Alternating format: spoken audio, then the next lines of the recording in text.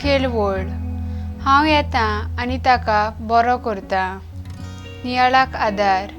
म्हजो इश्ट रेतीराचें उलोवप जाल्या उपरांत रडोन रडोन उदगाल्लो।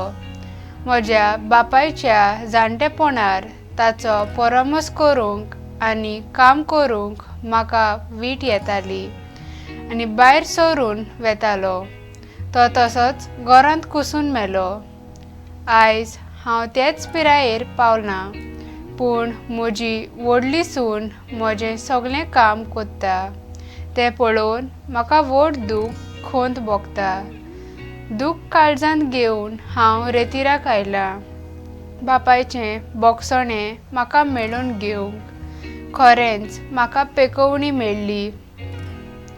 आमचो जेजू सदांच तयार आमकां बोगसूंक आनी आमचें सवें बरें तें करूंक, पूण आमी मात विस्वासान आनी बोरवाश्यान ताचे सोशी येवंक जाय। ताचे लागीं भावार्थान मागूंक जाय।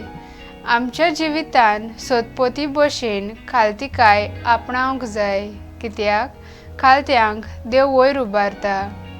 खालतिकाय स्वर्गार वचपाक एक भोव मोलादीक गूण, तर आमच्या संवसारी पयणांत खालतिकाय नेसून दुसऱ्यांक बोगसूंक आनी दुसऱ्यांची मोगान सेवा करूंक वावरूंक गरज आसा।